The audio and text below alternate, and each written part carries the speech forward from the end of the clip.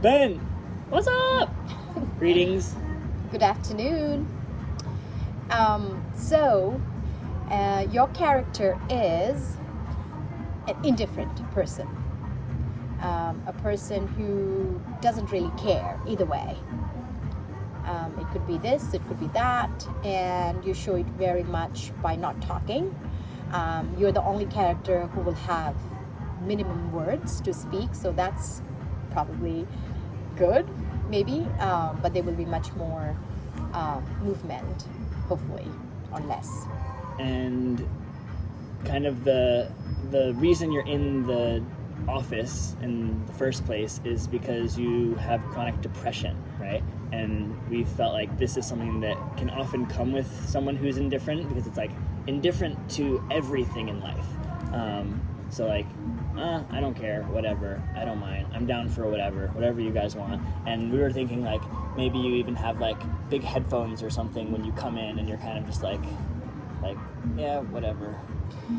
I mean, I see this in a lot of young white male or male. Sorry, I just have to know. And I think, and it's also like we think they're introvert, but I think nothing excites them. There's nothing in the lack of enthusiasm is probably what gets them feel like this is the same. It doesn't really make me happy. And how do you cultivate that? So I think that's why you are in this place, and you're seeking help to see if you are able to change that situation. And I feel like for me, this is going to be such a great character when played by you, because you have this ability to like light up a room with your smile and your presence and your movement.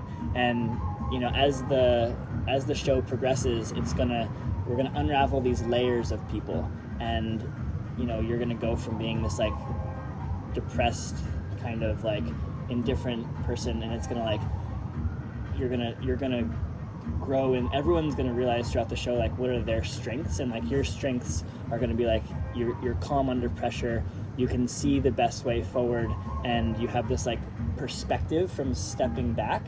And I think like being able to to show young people who are watching the show like, hey, it's okay to be like quiet and indifferent, but there's also like there's a light underneath that as well. And like for them to see your transformation, I think is going to be really cool for young people who maybe can relate to that indifference.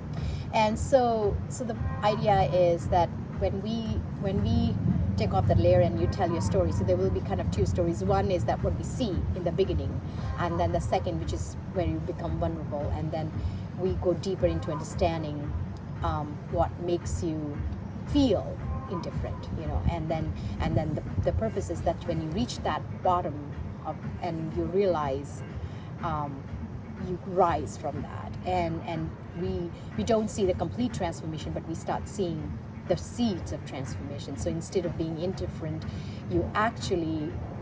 there's a story maybe where you felt a lot, like you really an emotional feeling person, and because often you have been let down maybe by life situations that you have shut down, you started shutting down, and it has come very gradually.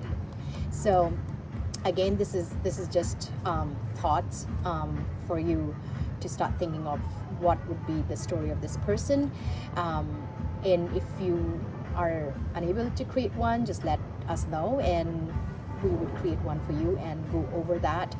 We would also let you, if you do not want to be this character, we can also talk about something else that feels better fit for you, because we want also you to be comfortable. But remember, this is just portraying a character which is contemporary and a story of a lot of Americans.